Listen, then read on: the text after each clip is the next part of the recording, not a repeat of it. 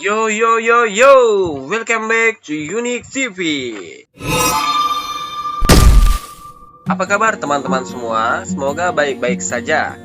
Untuk kesempatan kali ini, gue akan membahas alur cerita dari film Cabin in the Woods.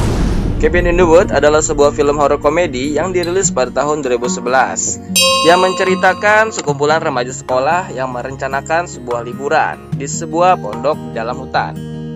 Memang dasar aneh, liburan enaknya tuh ke puncak. Minimal ya ada warung buat ngopi, makan mie rebus, atau ya dekat Alfamart Indomart gitu. Mereka terdiri dari 5 orang, yaitu Dana, Kurt, Jules, Marty, dan Harden. Mereka berangkat menggunakan sebuah mobil Vans. Di perjalanan saat mengisi bahan bakar, mereka bertemu dengan penjaganya yang bilang kembalinya lah yang harus kau khawatirkan. Saat mereka bengong ketika mendengarnya, namun tidak dianggap serius dan melanjutkan perjalanannya. Ketika melewati sebuah perbukitan, memasuki sebuah terowongan, terlihat seekor burung elang terbang mengepakkan sayapnya dan menabrak sebuah medan penghalang. Mereka pun sampai di sebuah rumah atau cabin yang lokasinya benar-benar dikelilingi pohon yang besar menjulang tinggi ke angkasa. Di kamar Harden, ia melihat sebuah lukisan yang menyeramkan sehingga ia menurunkannya dari dinding. Dan terlihat temannya Dana di sana yang sedang ingin membuka bajunya. Akhirnya Harden bertukar kamar dengan temannya Dana. Scene pun berlanjut yang menunjukkan sebuah ruangan yang dipenuhi dengan layar TV yang memperlihatkan aktivitas-aktivitas dari dalam cabin tersebut. Dan seorang ilmuwan yang mengatakan ia merekomendasikan 50 mg rohypnol untuk meningkatkan libido ini supaya memperlambat kesadaran otak. Hal tersebut layaknya sebuah reality show yang dilakukan untuk mendapatkan sebuah rekaman dari CCTV tersembunyi. Direktur Sitterson dan Hadley adalah seorang penanggung jawab dari eksperimen tersebut. Ketika malam tiba, orang-orang bawah tanah mengumpulkan uang taruhan bersamaan dengan para pemuda yang sedang berpesta sembari bermain game Truth or Dare. Marty menantang Jules untuk mencium sebuah patung serigala. Jules pun melakukannya dengan sempurna. Ketika Jules ingin memberi tantangan kepada Dan, tiba-tiba sebuah pintu menuju bawah tanah terbuka. Secara spontan, Jules memberi tantangan kepada Dana untuk mengecek ada apa di ruangan bawah tanah tersebut. Dana pun masuk ke ruangan gelap hanya bermodalkan sebuah senter, cahaya yang tidak bisa menerangi seluruh ruangan itu. Berfokus pada satu titik saja. Sampai ketika Dana teriak karena kaget melihat sebuah foto wanita yang membuat teman-temannya pun ikut turun ke bawah. Ruangan bawah tanah yang dipenuhi dengan benda-benda aneh. Masing-masing dari mereka tertarik dengan satu benda. Harden dengan kotak musik yang di tengahnya ada boneka penari balet. Jules dengan kalung yang ada di sebuah patung. Dana dengan sebuah buku kuno. Marty dengan gulungan kaset film. Dan Kurt sebuah benda bulat yang sepertinya ingin sekali ia membukanya. Sampai ketika Dana membuat perhatian kepada temannya untuk mendengarkan isi dari buku tua tersebut.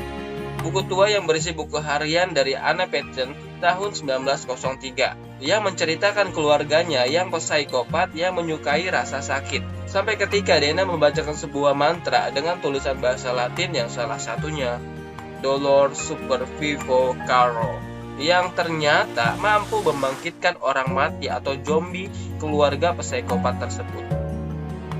Scene pun berpindah kepada Sitterson yang mengumumkan pemenang taruhan. Yang ternyata benda-benda aneh yang ada di ruang bawah tanah tersebut adalah sebagai simbol malapetaka, atau lebih jelasnya memilih cara mereka untuk mati. Mereka adalah makhluk yang berasal dari mimpi-mimpi buruk yang merupakan sisa-sisa dari dunia kuno. Hadley yang merasa kesal karena pilihannya tidak keluar yaitu Marmen, makhluk buas yang ada kerang di kepalanya. Entah alasannya apa, sampai Hadley ingin sekali melihat Marmen. Marty yang hobinya menghisap ganja ternyata mampu mengurangi pengaruh obat rohypnol yang mampu mengurangi atau memperlambat kesadaran otak. Sehingga Marty merasakan ada hal yang aneh dari mereka berlima. Salah satunya Jules yang selalu sangean, padahal ia adalah seorang kutu buku. Dan Kurt seorang sarjana sosiologi yang mendapati beasiswa namun sikapnya seperti fuckboy. Jules yang tak tahan ingin cikipapap, mau di luar atau di dalam, akhirnya ngajak Kurt keluar cabin untuk melakukan cikipapap, yang dijadikan tontonan oleh orang-orang bawah tanah. Lagi asik-asiknya mau cikipapap, Jules teriak sakitan dengan pisau yang menancap di telapak tangannya. Ternyata itu adalah ulah zombie. Tanggung amat, Cir. Yang akhirnya Jules tewas di tangan zombie berbadan besar dengan cara dipotong lehernya menggunakan gergaji.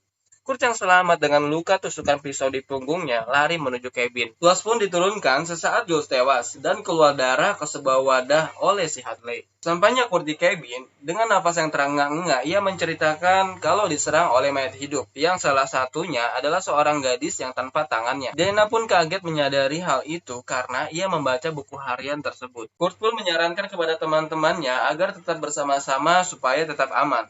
Si Tersan yang mendengar hal tersebut langsung mengeluarkan sebuah gas yang keluar dari dinding, dan seketika Kurt berubah pikiran agar untuk berpencar saja masuk ke kamarnya masing-masing. Marty yang tak sengaja memecahkan sebuah lampu tidur, ia menemukan sebuah kamera tersembunyi dan menyadari kalau mereka masuk acara TV. Namun naas sekali ia diserang zombie, ditusuk dengan pisau dan diseret ke sebuah lubang.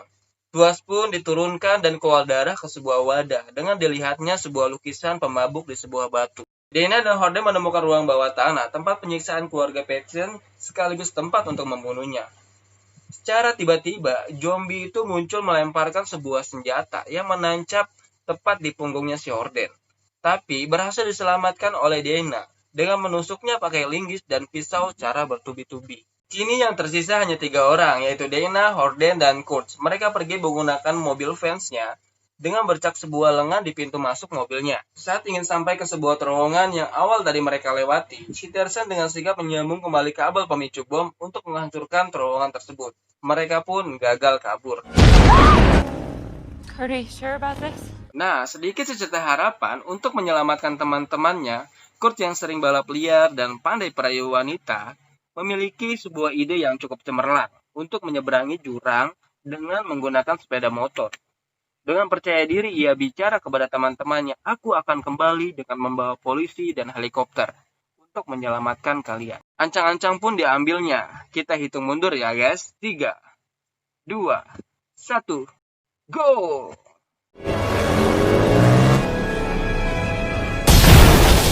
Tiba-tiba, Kurt menabrak sebuah magnet penghalang sama seperti burung elang yang di awal tadi. Tuas pun diturunkan dan dilihatkannya lukisan olahragawan di sebuah batu. Dana dan Horden menggunakan fansnya untuk mencari jalan keluar dari tempat tersebut. Namun, Horden tewas dengan tusukan di lehernya oleh zombie di belakangnya. Mobilnya pun jatuh ke danau, tapi Dana masih hidup yang berenang ke tepian. Namun sangat disayangkan, ia diserang zombie kembali dan disiksa olehnya. Ketika orang-orang bawah tanah merayakan keberhasilan mereka, telepon merah pun berdering, tanda bahwa ada yang tak beres. Si penelpon bilang bahwa masih ada yang hidup selain Dana. Suatu hal yang tak terduga, ternyata Marty masih hidup. Ia menyelamatkan Dana dari serangan zombie tersebut. Mereka pun lari ke sebuah lubang yang ternyata itu adalah sebuah lift. Lift yang mengirim makhluk itu untuk membunuh mereka. Tak ada tempat lain untuk kabur, mereka pun akhirnya masuk ke lift tersebut. Dan ternyata tempat itu dipenuhi dengan makhluk-makhluk buas yang siap dipilih untuk membunuh mereka. Layaknya seperti kebun binatang yang dipenuhi dengan banyak macam-macam hewan. Begitu pula dengan tempat ini yang dipenuhi dengan makhluk-makhluk mimpi buruk seperti manusia serigala, gadis yang tak berwajah, hantu, dan monster dengan pisau di kepalanya, bahkan kumpulan-kumpulan psikopat lainnya. Orang-orang bawah tanah yang merasa panik karena Marty masih hidup berarti ritual mereka belum selesai dan mengirimkan pasukannya untuk membunuh Marty. Saat keluar dari lift, terdengar seorang wanita yang berbicara. "Ketahuilah, apapun yang terjadi pada kalian, itu merupakan bagian dari hal besar. Hal yang sangat kuno dari yang kalian ketahui, yaitu makhluk yang tertidur di bawahnya, yang menjadi tugasnya untuk menenangkan makhluk kuno tersebut." Saat memasuki sebuah ruangan, ternyata itu adalah ruangan kontrol untuk lift yang dipenuhi makhluk-makhluk mimpi buruk tersebut. Dan terjadilah pembantaian massal. Satu persatu, orang-orang bawah tanah dibunuh oleh makhluk-makhluk mimpi buruk tersebut dengan cara mereka masing-masing. Untuk adegan ini gue nggak terlalu tonjolkan ya guys, karena terbilang sangat sadis. Untuk Sobat Jonik TV yang mau nonton full, gue sertain linknya di bawah ya. Sampai ketika Hadley yang ingin sekali bertemu dengan makhluk yang bernama Marman, akhirnya dia dibunuh oleh makhluk itu sendiri. Si Terson yang mau kabur lewat jalan rahasia tanpa sengaja tertusuk oleh Dana. Sebelum akhirnya tewas, ia bilang kepada Dana untuk segera membunuh Marty. Sampai di sebuah tempat ritual yang dikelilingi dengan lukisan-lukisan batu yang jumlahnya ada 5, sama persis seperti jumlah mereka. Tiba-tiba keluarlah seorang wanita yang tadi memperingati mereka saat keluar dari lift, yang menjelaskan ini adalah sebuah ritual pengorbanan yang memang harus ada 5 orang. Si pelacur yaitu Jules, si atlet Kurt, si sarjana Horden, si bodoh Marty, tapi kenyataannya si Marty lah yang paling pintar. Dan terakhir adalah si perawan, Dana. Dana yang sebagai penentu takdir. Yang jika ritual ini gagal, maka makhluk kuno yang ada di bawahnya akan bangkit, yang akan memberikan penderitaan dan kematian setiap manusia di planet ini. Mendengar hal tersebut, Dana ingin membunuh Marty dengan pistol di tangannya. Namun, tanpa sengaja terselamatkan oleh manusia serigala yang tepat ada di belakangnya. Wanita tersebut pun juga berusaha untuk membunuh Marty, namun gagal. Malah dia yang tewas oleh mayat hidup seorang gadis yaitu Preston yang tanpa lengan dengan menancapkan sebuah kampak di kepalanya. Dana dan Martin sudah pasrah dengan keadaannya saat ini, dengan kemungkinan hidup 0%. Supaya lebih santai, mereka malah menghisap sebuah rokok dan saling berpegangan tangan. Tiba-tiba, sebuah tangan raksasa keluar dari bawah tanah, dan film pun tamat.